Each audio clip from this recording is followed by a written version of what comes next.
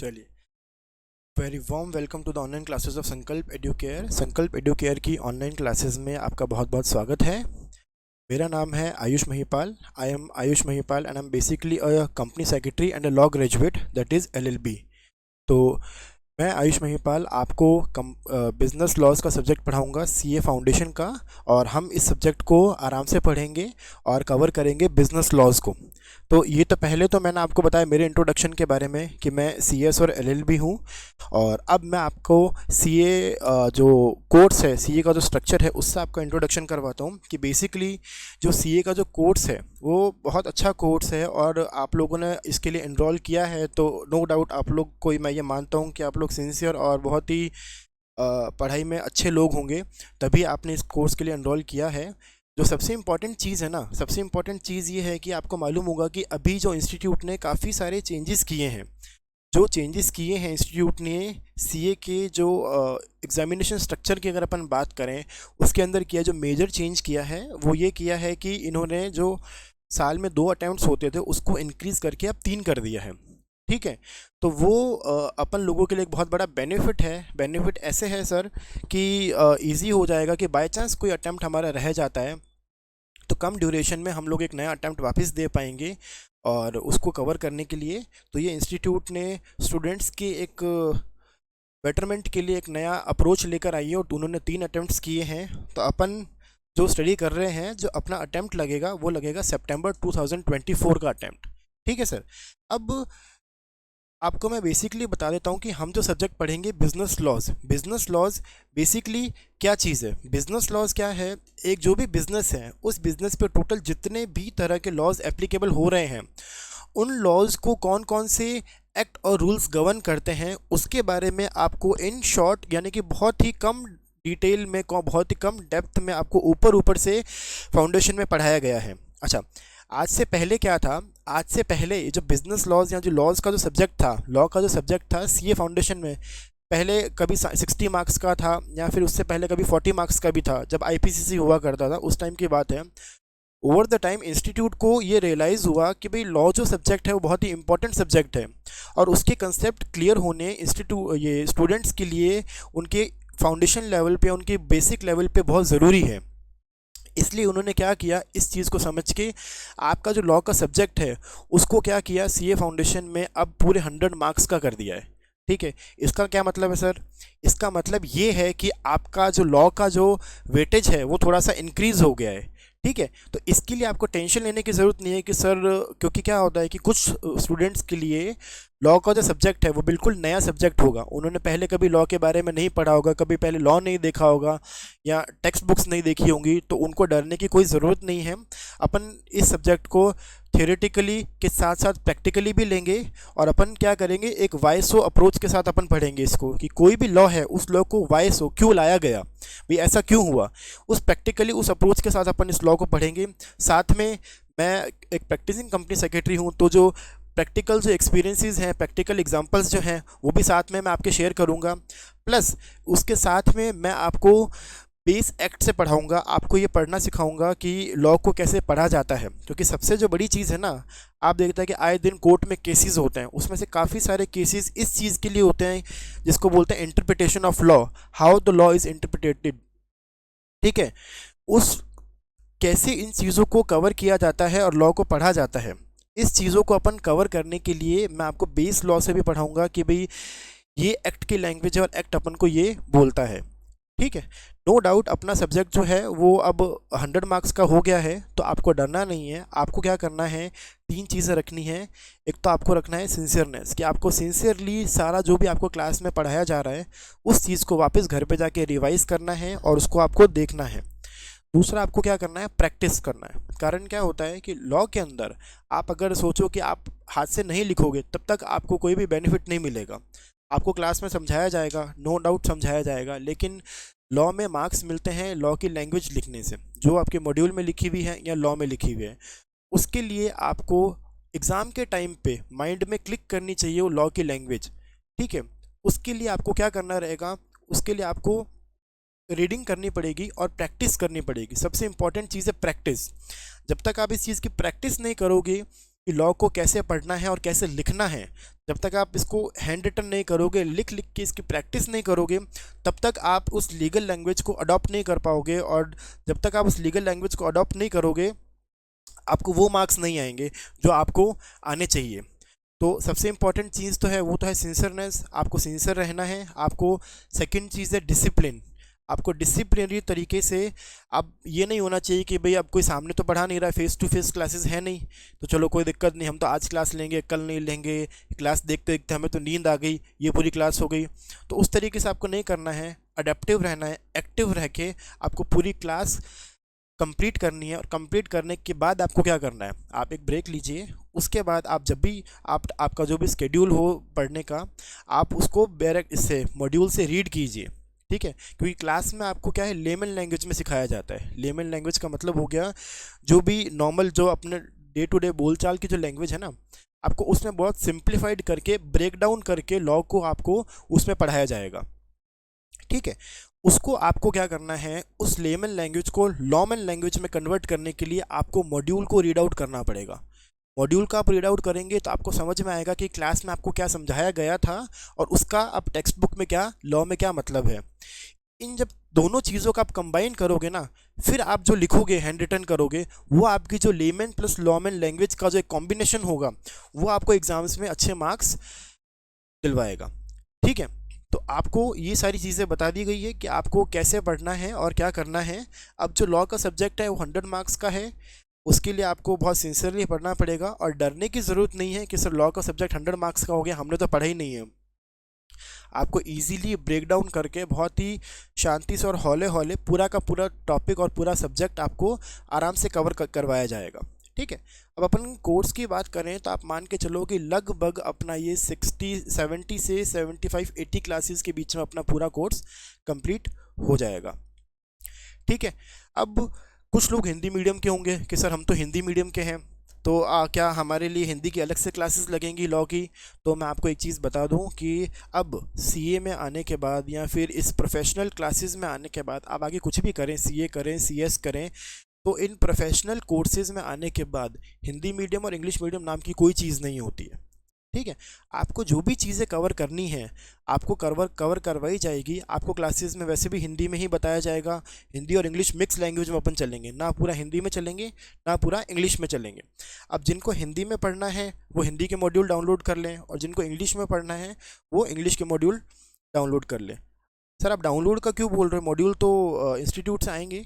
अभी तो आप इनरोल आप करोगे या आपने किया होगा तो मॉड्यूल आने में हफ्ता सप्ताह 10 दिन लगेंगे। तो उस टाइम के लिए आप लोगों का जो कंसंट्रेशन है वो वीक ना हो, तो आपको क्या करना है, मॉड्यूल के कुछ पेजेस जो मैं आपको बताऊंगा आपको उसको डाउनलोड कर लेना है। कहीं से भी आप प्रिंट आउट उसका लेकर आ जाना, ताकि आपको थोड़ा क्लास में पढ़ने में और रिलेट कर पाने में चीज़ों को एक ईजीनेस हो जाएगी कि भाई ये कैसे समझाया जा रहा है और कहाँ और क्या चीज़ लिखी हुई है, ठीक है। तो हिंदी मीडियम वालों को भी डरने की ज़रूरत नहीं है, आपको हिंदी में भी पढ़ाया जाएगा और इंग्लिश में भी पढ़ाया जाएगा। सेम चीज़ें आप लोगों पे भी अप्लाई होती है। आपको भी क्या करना है, जो भी पढ़ाया जाएगा उसके बाद आपको घर पे जाके, आपको घर पे जब भी आप फ्री होकर वापस बैठेंगे तब आपको क्या करना है, अपना जो मॉड्यूल है उसको रीड आउट करना है, और हिंदी में जो आपका पूरा टेक्स्ट में लिखा हुआ है उस लैंग्वेज को जो लिखा हुआ है उस लैंग्वेज को रीड करके आपको क्या करना है, आपको उसको अपनी लैंग्वेज में वापस अपने हाथ से लिखना है। जिससे क्या होगा, एक तो आपको प्रैक्टिस बनेगी लिखने की, क्योंकि आप ये देखिए कि पूरा 100 मार्क्स का पेपर सब्जेक्टिव है, आपको कोई ऑब्जेक्टिव टाइप किसमें क्वेश्चंस नहीं आएंगे, पूरा सब्जेक्टिव क्वेश्चंस है, कोई एमसीक्यूज नहीं है इसके अंदर। तो आपको लिखना तो है ही, क्योंकि इसका कोई शॉर्टकट नहीं है, there is no shortcut to the success, कहते हैं ना अपन। तो आपको क्या करना पड़ेगा, लिखना तो पड़ेगा। अब सर ये हमें पेजेस कहाँ से मिलेंगे, तो मैं आपको बता देता हूँ, गूगल सबके पास है। आपको क्या करना है, गूगल पे जाना है और आपको टाइप करना है ICAI board of studies, BOS, ठीक है।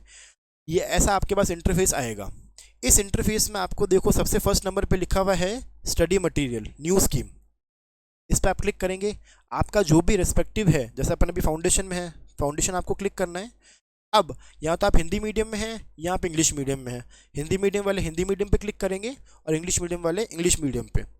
इस पर क्लिक किया आपने, आपका सब्जेक्ट है chapter 2 business, paper 2 business laws, ठीक है। ये अपना मॉड्यूल आ गया। इसको जैसे आप क्लिक करेंगे ना, अपने ये टोटल 7 चैप्टर्स हैं और एक इनिशियल पेजेस हैं। आपको क्या करना है, जो फर्स्ट चैप्टर है इंडियन रेगुलेटरी फ्रेमवर्क, इसको आपको डाउनलोड करना है। और डाउनलोड करके ये जो भी पेजेस हैं, ये करीब 25-26 पेजेस होंगे, इन पेजेस का आप कहीं से भी प्रिंट करवा के आप लेकर आ जाना कल की क्लास से, ताकि अपन इसको आपको साथ में पढ़ेंगे, आपको ईजिली कोरिलेट कर पाएंगे कि भी क्या चीज़ें हैं क्या नहीं। चलिए, समझ में आ गई बात।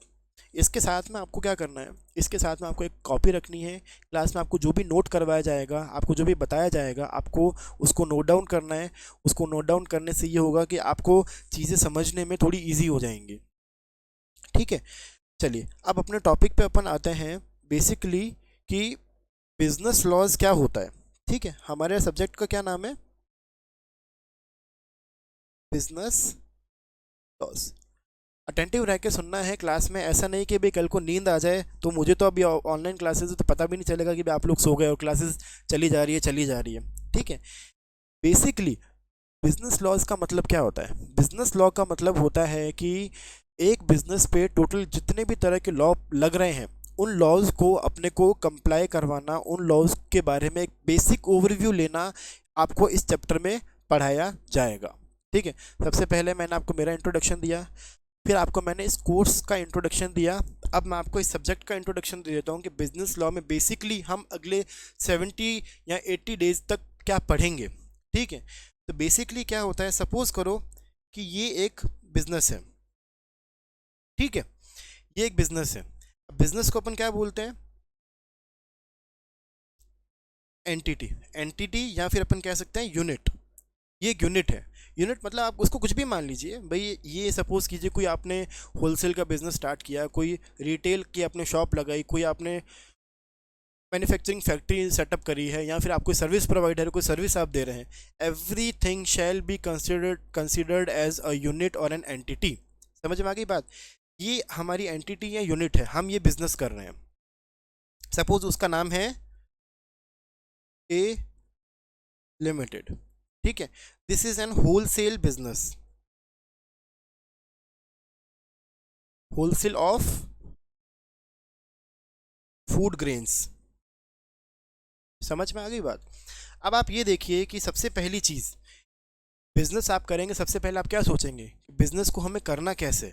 करना कैसे का मतलब क्या हुआ, composition of the business. Composition का मतलब कि भैया भैया हमें बिजनेस करना है तो बिजनेस के कॉम्पोजिशन तो रखना पड़ेगा ना, एक नेचर, एक स्ट्रक्चर तो रखना पड़ेगा। कॉम्पोजिशन बिजनेस के कितने टाइप्स के होते हैं। फर्स्ट कॉम्पोजिशन क्या होता है, जो सबसे हमने कॉमन चीज़ हमने जो सुनी है वो है सोल प्रोप्राइटरशिप।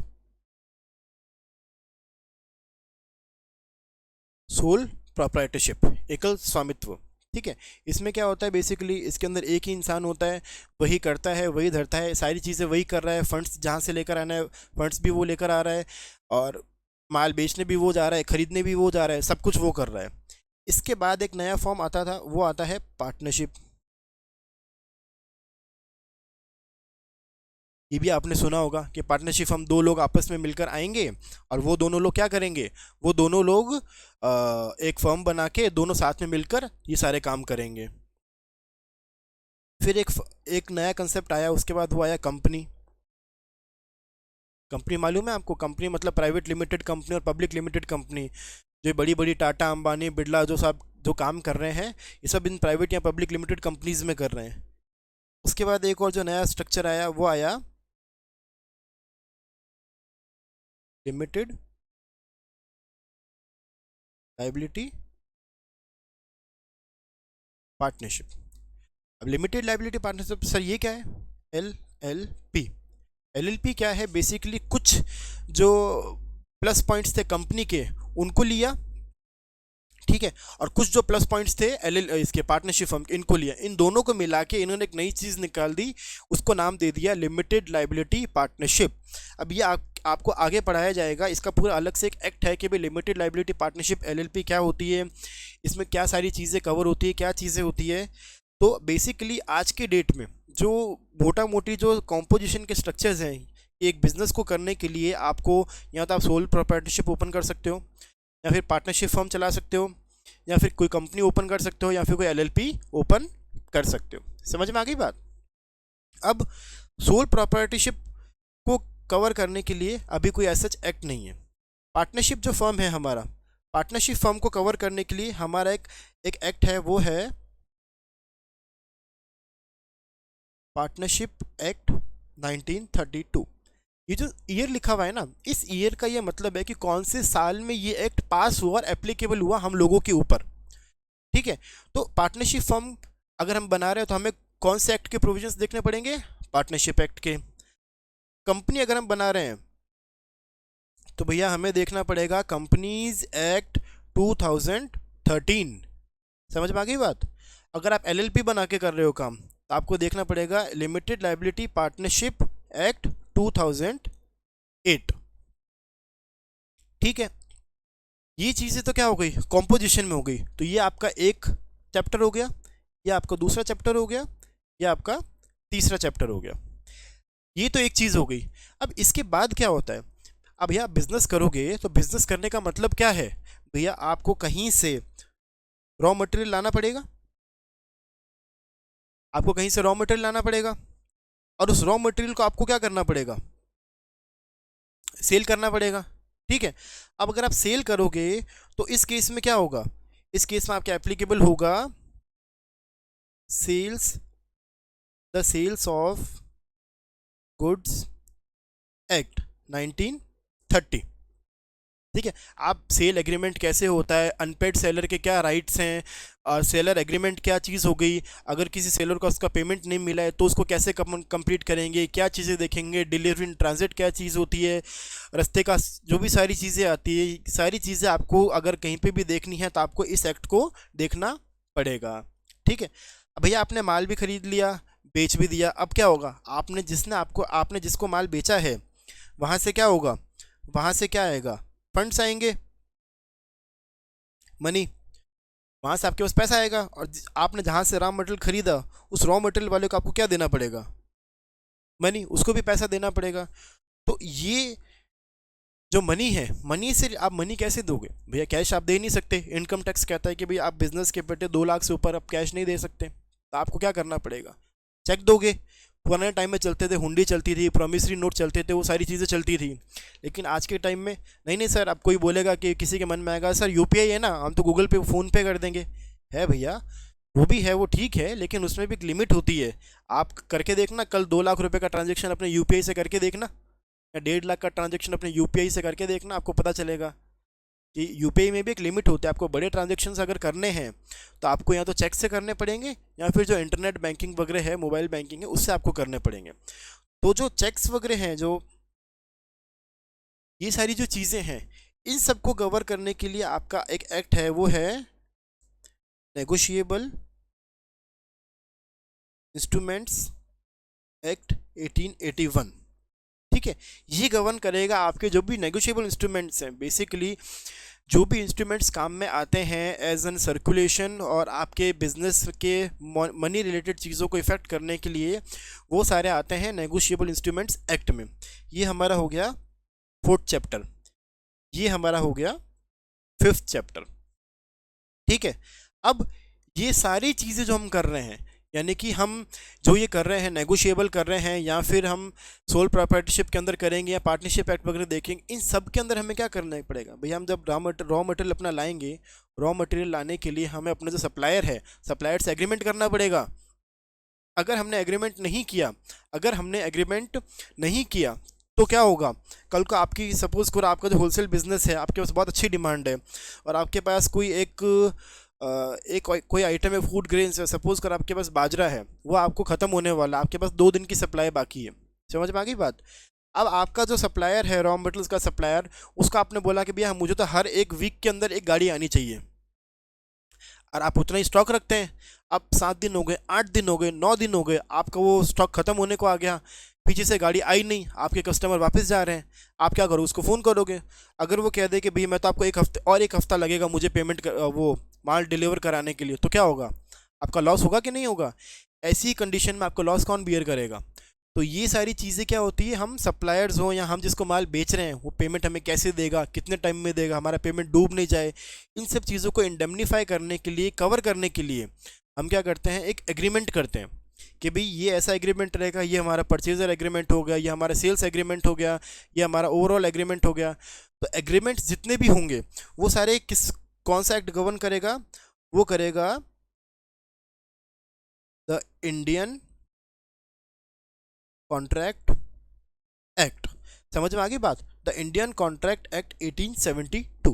जितने भी तरह के कॉन्ट्रैक्ट हम करेंगे, बीइंग वन पार्टी और इधर पार्टी ऑफ ए कॉन्ट्रैक्ट और सप्लायर और बीइंग अ बिजनेस ओनर और बीइंग अ सेलर, जितने भी कॉन्ट्रैक्ट्स हम करेंगे, जितने भी हमें हज़ारों तरह के एग्रीमेंट एक बिज़नेस को करने के लिए हमें करने पड़ते हैं, अपने सप्लायर्स से करने पड़ते हैं, अपने जो बायर्स हैं उनसे करने पड़ते हैं, बैंक्स के साथ हमें एग्रीमेंट करने पड़ते हैं अगर लोन लेना हो तो, और भी जो भी सारी चीज़ें हैं, इन सब एग्रीमेंट्स को कवर करने के लिए जो एक्ट आएगा वो एक्ट आएगा आपका इंडियन कॉन्ट्रैक्ट एक्ट 1872।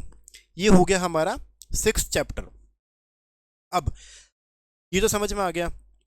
इसके अलावा आपको एक और चैप्टर पढ़ाया जाएगा, वो चैप्टर है इंडियन रेगुलेटरी फ्रेमवर्क। ये है हमारा 7th चैप्टर। बेसिकली ये क्या है कि भाई लॉ क्या होता है, लॉ कैसे बनाया जाता है, कौन कौन से लॉ को कौन सी अथॉरिटी गवर्न करती है।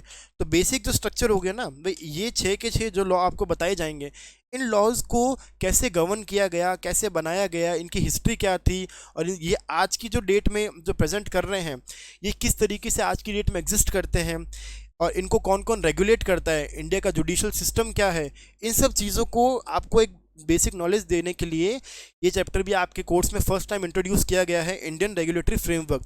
भैया हमें पता तो होना चाहिए ना कि आप सर लॉ कर रहे हो, पूरे आप 60 क्लासेस तक लॉ करोगे, 70 क्लासेस तक लॉ करोगे, तो लॉ बेसिकली होता क्या है, लॉ की यूज़फुलनेस क्या है, इसके सोर्सेज क्या है, कैसे बनाया जाता है लॉ को, ये भी तो हमें मालूम होना चाहिए। तो उस बेसिक आउटलाइन के लिए आपको एक और चैप्टर पढ़ाया जाएगा जिसका नाम है इंडियन रेगुलेटरी फ्रेमवर्क। समझ में आ गई बात? तो ये ओवरऑल जो है ये आपका स्ट्रक्चर है पूरा का पूरा बिजनेस लॉज का। आपका जो पूरा टॉपिक है, पूरा सब्जेक्ट है बिजनेस लॉज का, वो टोटल इन सब्जेक्ट्स को, इन टॉपिक्स को कवर करेंगे हम, जो कि है Indian partnership act, companies act, LLP act, sale of goods act, contract act, regulatory framework of India and the negotiable instruments act 1881। Basically ये 7 जो टॉपिक्स हैं इस पूरे 100 मार्क्स को कवर करते हैं। अब इसके हम एक बार वेटेज की बात कर लेते हैं कि कौन सा जो टॉपिक है वो कितने मार्क्स का है, जिससे क्या होगा कि हमें ये पता चल जाएगा, आप लोगों को ये पता चल जाएगा कि भाई कौन से टॉपिक को कितनी इंपॉर्टेंस देनी है, कौन से टॉपिक को थोड़ी कम इंपॉर्टेंस देनी है, और कौन से टॉपिक को थोड़ी ज़्यादा इंपॉर्टेंस देनी है। अच्छा, उससे पहले हम बात कर लेते हैं कि सर आपने बताया कि ये लॉ तो एप्लीकेबल होते हैं, कॉम्पोजिशन के केस में ये चीज़ें आ गई, मनी से रिलेटेड हमारा ये नेगोशिएबल इंस्ट्रूमेंट आ गया, उसके अलावा सर टैक्सेशन भी तो होता है, उसके अलावा और भी तो लॉज एप्लीकेबल होते हैं। और कौन कौन से लॉज एप्लीकेबल होते हैं? और एक एप्लीकेबल होता है टैक्सेशन के लिए जीएसटी, ठीक है, उसके 2017। उसके बाद इनकम टैक्स एक्ट 1961, ये भी तो सर एक्ट एप्लीकेबल होते हैं। लेकिन क्या है सर, ऐसा है जीएसटी जो है ये पूरा का पूरा आपको अलग से पढ़ाया जाएगा as a complete chapter in the indirect taxes, और जो इनकम टैक्स एक्ट है ये भी आपको अलग से पूरा एक सब्जेक्ट है, वो भी आपको पढ़ाया जाएगा दूसरे सब्जेक्ट में, आपको पूरा पढ़ाया जाएगा being a full complete subject. 100 marks की भी इनकम टैक्स एक्ट क्या है, उसके प्रोविजंस क्या है, क्या आपके हेड्स होते हैं, जो भी सारी चीज़ें इनकम टैक्स की हैं ये आपको पढ़ाई जाएंगी। बेसिकली ये जो पूरा स्ट्रक्चर है जो हम आपके अभी सामने है, ये है बिजनेस लॉज।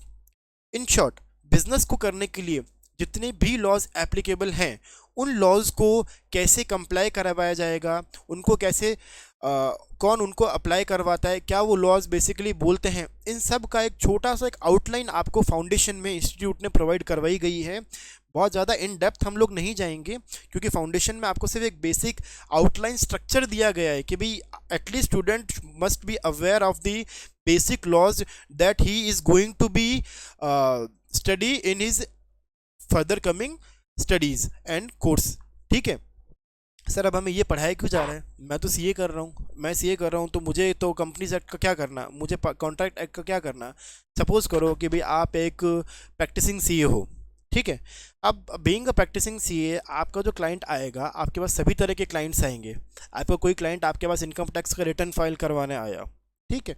उसने आपको ये बोला कि सर मेरे पास एक ये एग्रीमेंट की कॉपी है, ये एक बार आप देखो ना कि ये मेरी जो पार्टी से मैंने एग्रीमेंट किया था, अब उसने ऐसा ऐसा ये फुलफ़िल नहीं की ये चीज़ें, तो मैं इसमें क्या करूँ? अब आप उसको ये तो नहीं बोल सकते कि भाई मैं तो सीईओ हूँ, मेरा ये काम नहीं है, चल भगो भगो जाओ। तो आपको क्या करना पड़ेगा?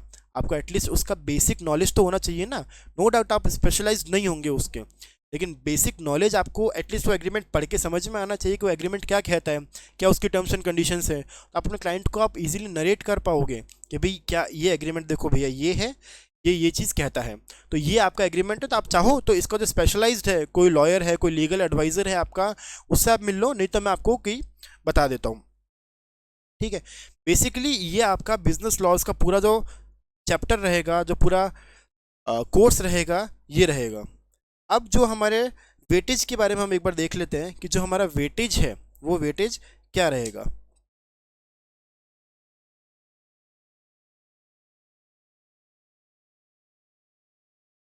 बेसिकली आपके जो 7 चैप्टर्स हमने देखे हैं ना अभी, ये आपके इंस्टीट्यूट के मॉड्यूल की जो प्रीएम्बल वाले जो स्टार्टिंग के पेजेस हैं वो है, ठीक है। इनको आपको डाउनलोड नहीं करना है, क्योंकि आप देखेंगे ना तो आप जो first chapter Indian regulatory framework, उससे ऊपर भी एक और चीज़ दी हुई है प्रीएम्बल, ये वही डाउनलोड किया हुआ है, ताकि आप लोगों की उस जो क्यूरियोसिटी को ख़त्म करने के लिए मैं आपको यहीं पे आपको दिखा रहा हूँ कि भाई ये क्या चीज़ है। नहीं तो लगेगा कि लोगों की सर ने स्टार्टिंग से नहीं पढ़ा, ऊपर का एक चीज़ छोड़ दी प्रीएम्बल।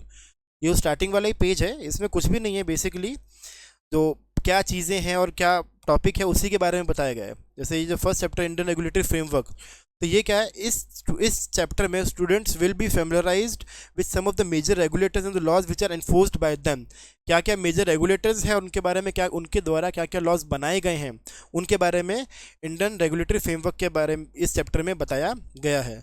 कॉन्ट्रैक्ट एक्ट क्या बताएगा? कॉन्ट्रैक्ट आपको बताएगा कि भाई इंडेमनिटी है क्या चीज़ है, गारंटी क्या चीज़ है, और उसके बाद बेलमेंट हो गया, प्लेज हो गया, एजेंसी हो गया, क्वासी कॉन्ट्रैक्ट हो गया, ये सारी क्या चीज़ें, सब कॉन्ट्रैक्ट के टर्म्स हैं। आगे जब हम कॉन्ट्रैक्ट एक्ट पढ़ेंगे तब आपको समझ में आ जाएंगे। सेल ऑफ गुड्स एक्ट में हमने देखा था कि भाई मूवेबल प्रॉपर्टीज़ जो हैं वो उनसे रिलेटेड क्या कॉन्ट्रैक्ट्स होते हैं, अनपेड सेलर क्या होता है। यानी बेसिकली जब अपन बात करें कि भाई बायर और सेलर के जो रिलेशंस हैं उसके बारे में पूरा एक्ट आपको बताता है। पार्टनरशिप एक्ट हमने देखा कि दो लोग मिलकर जो एक्ट जो चीज़ बनाते हैं उसको पार्टनरशिप कहते हैं, उसको कैसे गवर्न किया जाएगा इस एक्ट में बताया गया है। एलएलपी के बारे में हमने देखा कि ये पार्टनरशिप प्लस कंपनी,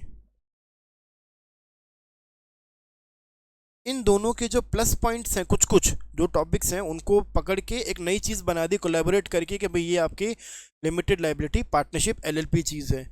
इसके बारे में हम लोग डिस्कस करेंगे। कंपनी से आपको मालूम है कि कंपनी कैसे बनती है, उसकी फाइनेंसिंग के बारे में, फंक्शनिंग के बारे में, वाइंड अप के बारे में भी सारी चीज़ें क्या होती हैं।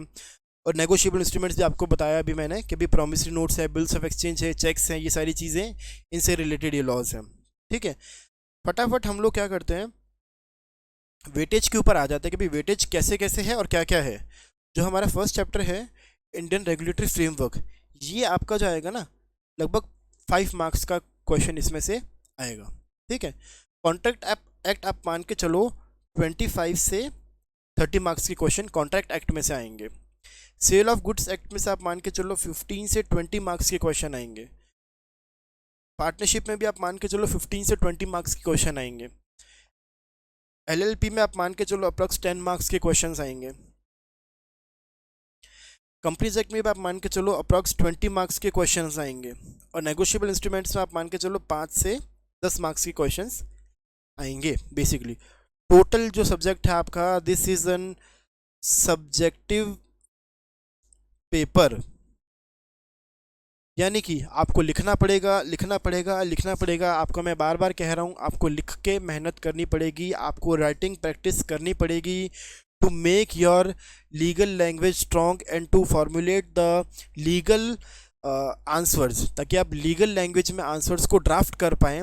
इसके लिए आपको क्या करना पड़ेगा, आपको लिखकर प्रैक्टिस करनी पड़ेगी, और जो ये मॉड्यूल हैं मॉड्यूल को भी आपको देखना पड़ेगा ताकि आपको उस लीगल लैंग्वेज के बारे में पता चल पाए। ठीक है, अब जो हमने ये बात करी थी ना उस पूरे बिजनेस लॉज के बारे में, अभी जैसे आपको बता दिया कि आपको पूरा जो चैप्टर रहेगा ये पूरा 100 मार्क्स का रहेगा।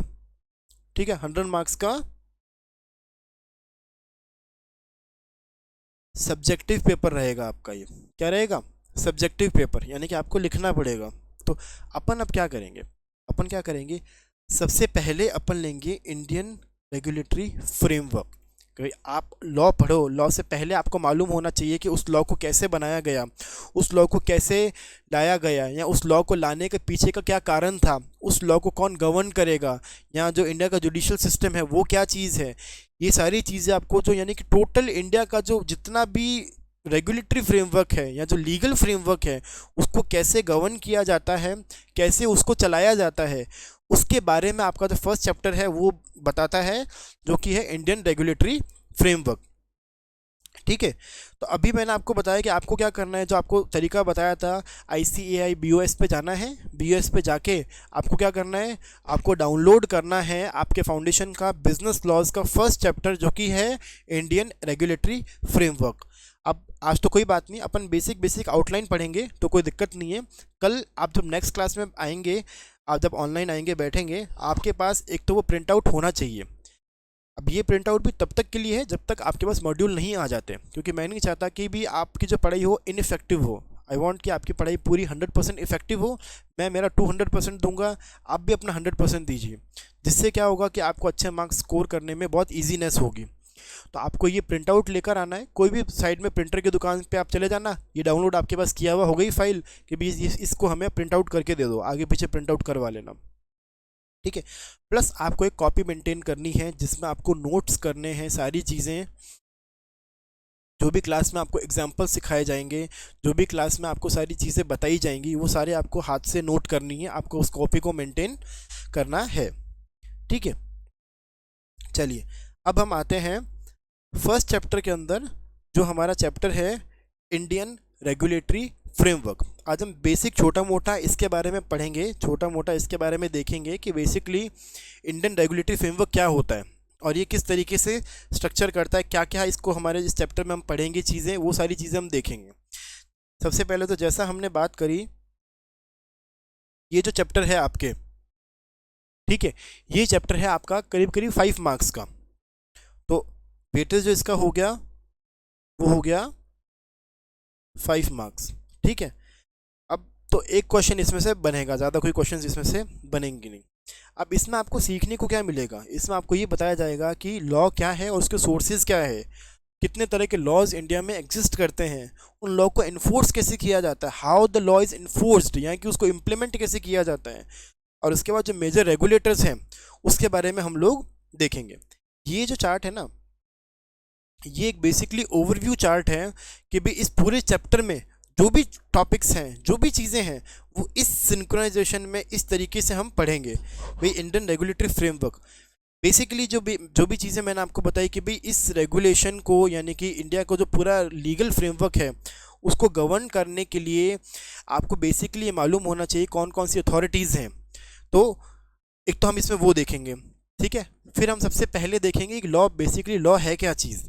हम सबसे पहले देखेंगे व्हाट इज़ लॉ, उसके बाद हम उसमें हम देखेंगे उसके सोर्सेज क्या हैं, कैसे लॉ को बनाया जाता है और उसके टाइप्स क्या हैं, criminal law, civil law, common law और प्रिंसिपल्स ऑफ नेचुरल जस्टिस। फिर हम देखेंगे इन्फोर्समेंट ऑफ लॉ, उस लॉ को इन्फोर्स कैसे किया जाता है।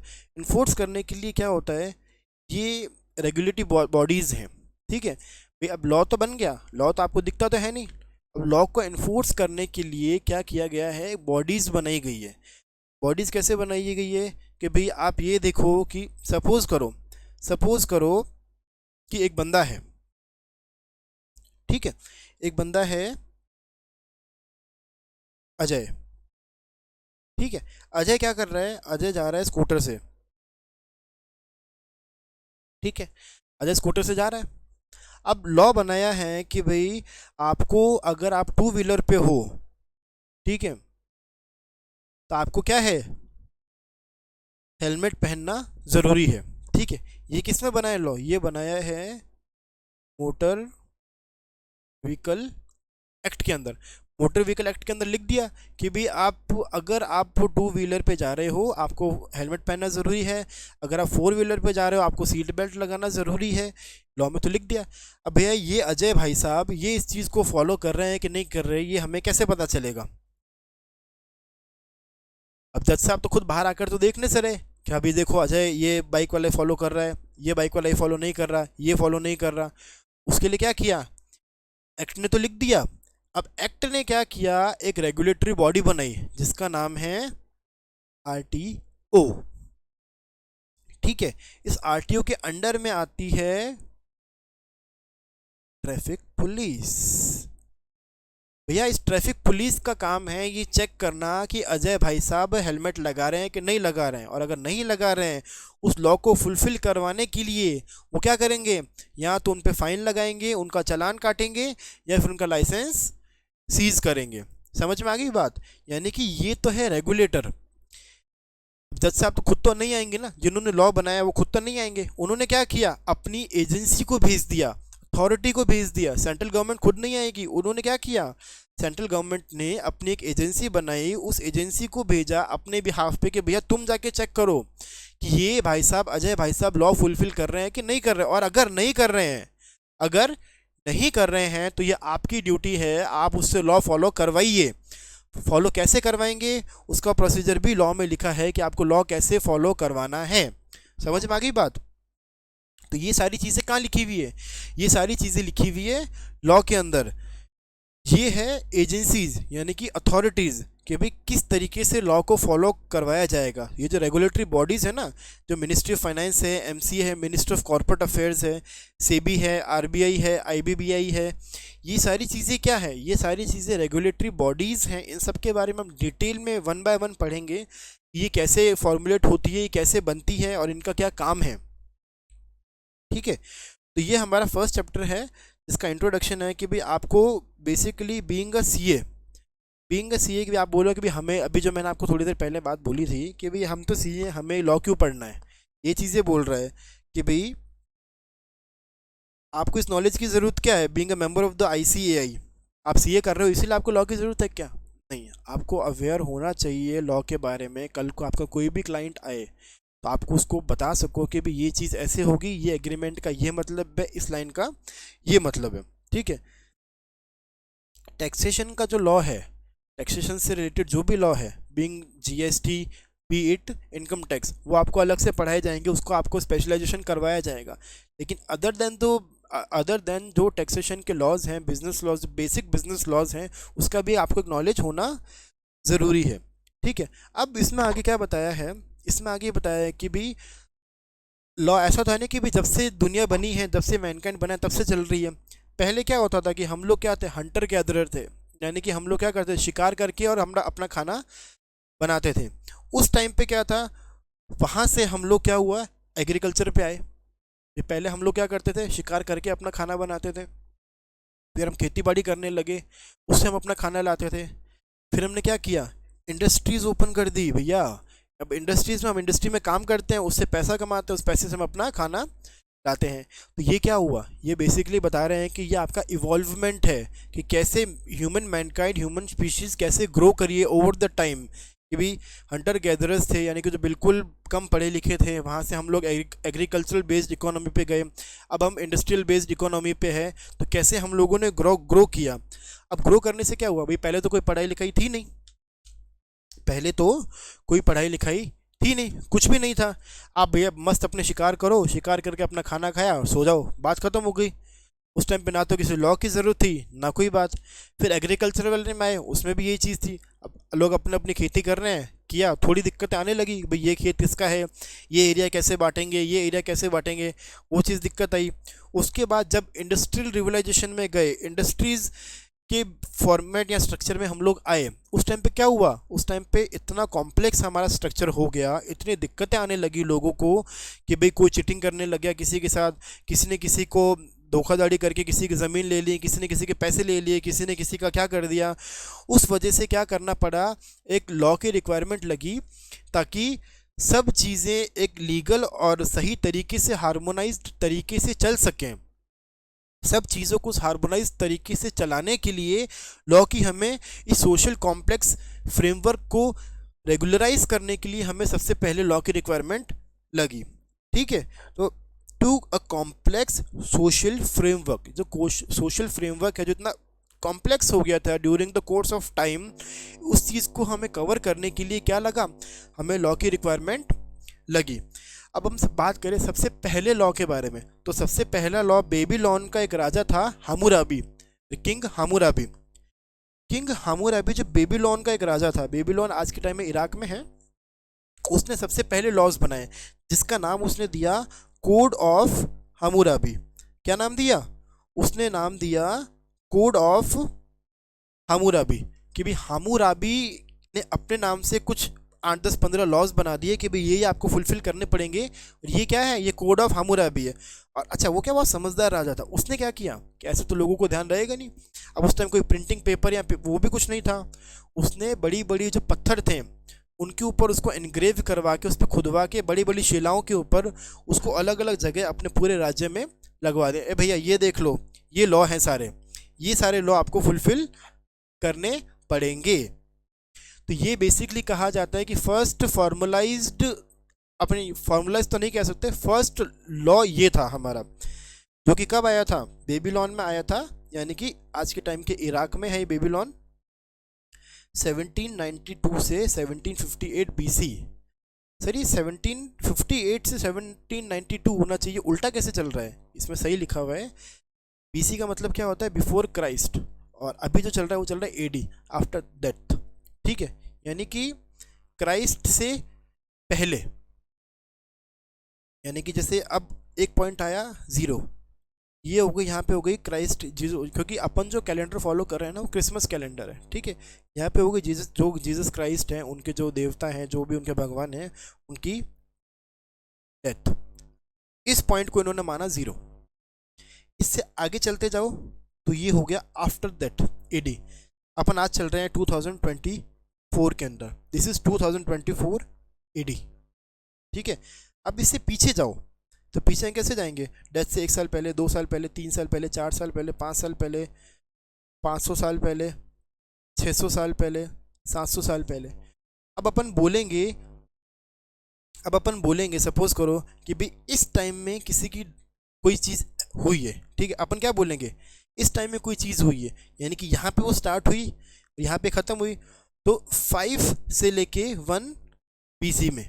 तो ये इस वजह से क्या है, उल्टा चलता है, यानी कि 17, इसका मतलब 1792, यानी कि ये सपोज करो यहाँ पे है 1792, डेथ से 1792 साल पहले, और ये है 1758, यानी कि डेथ से 1758 साल पहले। तो ये जो गैप है ना, यहाँ से चालू और यहाँ पे ये जो चीज़ था, ये जो टर्म था, ये था इसका बेबीलोन के किंग का, हम्मुराबी का। तो इस तरीके से ये उल्टा चलता है, और जैसे ही ये जितना पास आएगा ना, जैसे 1792 से 1758, इससे पास है 450 BC, फिर धीरे धीरे करके आएगा 0, फिर आएगा 1, और फिर अपन 2, 3, 4, 5, 6 करते हुए 2024 तक अपन पहुँचे हैं। ठीक है, तो ये सही लिखा हुआ है, उल्टा नहीं लिखा हुआ है। 1792 BC से 1758 BC में किंग हम्मुराबी ने सबसे पहला कोड ऑफ हम्मुराबी दिया, जिसमें उसने बेसिक लॉ के स्ट्रक्चर्स को बताया। अच्छा, उसके बाद उसने क्या किया, जजेस को भी अपॉइंट किया, भैया आप चेक करो, 10-12 लोगों को बना दिया कि तुम ये सब चेक करो कि भैया ये सब फॉलो हो रहा है कि नहीं हो रहा है, ये सब देखना तुम्हारा काम है। समझ में आ गई बात? फिर 450 BC में क्या हुआ, 450 BC के अंदर रोम के अंदर एक किसी इंसान ने क्या किया, 12 जो ब्रॉन्ज के टैबलेट्स थे, बड़े बड़े टैबलेट्स थे, उसके ऊपर क्या किया, उसको खुदवा दिया, उसको खुदवा के उसको क्या किया, सब जगह लगवा दिया, जैसे उसने किया था वैसे ही। उसको बोलते हैं 12 टेबल्स। ठीक है, ये कहा जाता है कि सिविलाइज्ड, यानी कि जो हमारी जो संस्कृति है, जो सिविलाइज्ड सोसाइटी है, उसका फर्स्ट फॉर्मलाइज्ड लॉ इसको कहा जाता है। ठीक है, ये तो हो गया बेसिकली लॉ के बारे में कि भाई लॉ क्या चीज़ होती है और किस तरीके से ये काम फ्यूचर से लेके आज की डेट के लॉ में आई। अब बेसिक हम पढ़ते हैं कि लॉ के बारे में, कि लॉ होता क्या है। लॉ क्या होता है अगर हम एक एग्जांपल से समझते हैं तो सपोज करो कि यहाँ पे एक तो राम है, यहाँ पे है राम, यहाँ पे है मोहन। ठीक है, अब क्या किया, राम जो है ना वो है सप्लायर, इसको मोहन को माल देना है, ये है बायर। इसने इसको माल दे दिया, इसको पेमेंट देना था, इसने जो पेमेंट था वो नहीं दिया, नहीं दिया।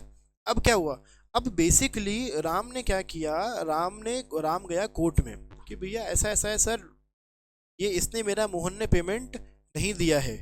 तो अब इसमें क्या है, राम की क्या है, ड्यूटी है, it is the duty of mister Ram to give the payment of mister, it is the duty of mister Mohan. Ram की क्या, ये मोहन की क्या है, मोहन की ड्यूटी है कि भाई it is the duty of mister Mohan कि वो राम को अपना पेमेंट दे। अब अगर मोहन की ड्यूटी है तो राम का क्या है, राम का राइट है। समझ में आ गई बात, यानी कि लॉ क्या है, अब किसी की ड्यूटी है तो किसी का राइट है। बेसिकली यही चीज इसमें बताई गई है कि लॉ क्या है, law is a set of obligations and duties, law is a set of obligations and duties, यानी कि किसी की ड्यूटीज हैं या किसी की ऑब्लिगेशंस है, imposed by the government. Impose किसके द्वारा करी जाती है, it is imposed by the government, यानी कि लॉ कौन बनाता है, गवर्नमेंट बनाती है। ठीक है, for securing welfare and providing justice to society. समझ में आ गई बात, यानी कि लॉ क्या है, ड्यूटी और ऑब्लिगेशंस है। अब एक तो होगी नहीं, सिर्फ एक राम मोहन पे तो एप्लीकेबल होगी नहीं, किस पे होगी, पूरी सोसाइटी पे होगी। समझ में आई बात, लॉ किस पे अप्लाई होगा, पूरी सोसाइटी पे एप्लीकेबल होगा। इसका मतलब लॉ क्या है, law is set of rules and regulations. भी बहुत सारे रूल्स और रेगुलेशंस का एक बंच है, गुच्छा है कि भी इतने सारे रूल्स और रेगुलेशंस हैं, इनको कवर करके क्या बनाए गए, लॉ बनाए गए। ठीक है, which contains duties and obligations, जो क्या कंटेन करता है, ड्यूटीज और ऑब्लिगेशंस को, for the society and individual, किसी एक इंसान के लिए के ऊपर भी एप्लीकेबल होगा और पूरी सोसाइटी के ऊपर भी एप्लीकेबल होगा।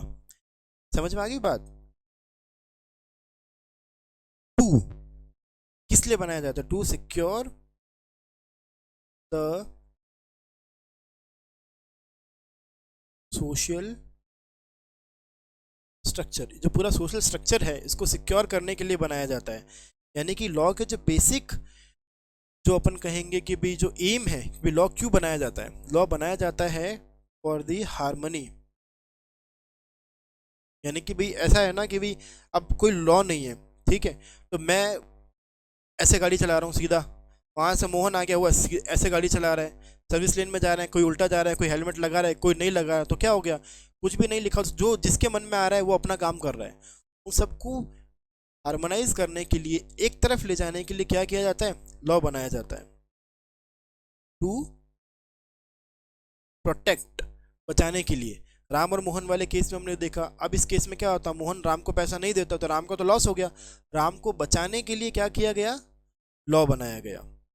ठीक है, तो ये बेसिकली लॉ की डेफिनेशन है कि law is a set of rules and obligations और duties imposed by the government, government के द्वारा इम्पोज की जाती है, for securing the welfare and providing justice to the society. Society includes कोई single person and society at large, public at large, both. India's legal framework reflects the social political, economic and cultural aspect as our vast and diversified economy. भाई India की economy बहुत बड़ी economy है, ठीक है, उसमें social भी बहुत सारे एस्पेक्ट्स हैं, पॉलिटिकल एस्पेक्ट्स भी हैं बहुत सारे, इकोनॉमिकल एस्पेक्ट्स भी हैं बहुत सारे। तो इतने सारे डिफरेंट वास्ट डाइवर्सिटी है, इतने सारी अलग अलग चीज़ें हैं, तो उस केस में इतने बड़े देश को अगर आपको एक साथ चलाना है, एक जगह इकट्ठा करके रखना है, तो आपको कुछ ऐसा फ्रेमवर्क तो लाना पड़ेगा ना, जिससे आपका पूरा जो लोग हैं, अब अपन जाएंगे कि नॉर्थ इंडिया में हमारे साइड में अलग तरह के लोग हैं, साउथ में नीचे अलग तरह के लोग हैं, उधर ईस्ट में अलग तरह के लोग हैं, छोटी छोटी आंखों वाले लोग हैं, इधर वेस्ट में अपन मारवाड़ी लोग हैं, अलग तरह के लोग हैं। अब कोई हिंदी नहीं समझता, किसी को मारवाड़ी समझ में नहीं आती, किसी को इंग्लिश समझ में नहीं आती, तो इतने सारे लोग हैं, इतने सारे अलग अलग तरह के लोग हैं, इतना सारा अलग अलग तरह के कल्चर हैं। वे अपने इंडिया में तो कहते हैं ना कि हर 100 किलोमीटर में एक लैंग्वेज चेंज हो जाती है। इतने सारे लोगों को एक साथ में रखने के लिए, एक दिशा दिखाने के लिए क्या करना पड़ता है, लॉ को बनाना पड़ता है। तो बेसिकली ये डेफिनेशन है लॉ की कि law is a set of rules and regulations. Rules और रेगुलेशंस का एक सेट है जो बनाया गया है गवर्नमेंट के द्वारा to secure the welfare of the society, to secure the welfare of the society and to protect the society and to harmonize the society at a single thing। इन सब चीज़ों के लिए लॉ को बनाया गया है। ये हमारी थी फर्स्ट क्लास। कल हम क्या करेंगे, कल हम इसमें आगे रीड करेंगे आगे का पूरा टॉपिक और आगे से हम इसको कंटिन्यू करेंगे। अब जैसा कि मैंने आपको भी बताया था कि आपको क्या करना है, आपको वो प्रिंट आउट ज़रूर लेकर आना है और एक कॉपी ज़रूर लेकर आनी है, ताकि आपको अगली क्लास से इजी हो जाएगा कि आपको चीज़ें नोट डाउन करने में भी इजी हो जाएगी और चीज़ें आपको पढ़ने में भी इजी हो जाएगी। ठीक है, तो आप कल से वो प्रिंट आउट लेकर आइए, अपन कल की क्लास में इस टॉपिक को कंटिन्यू करते हैं। Thank you.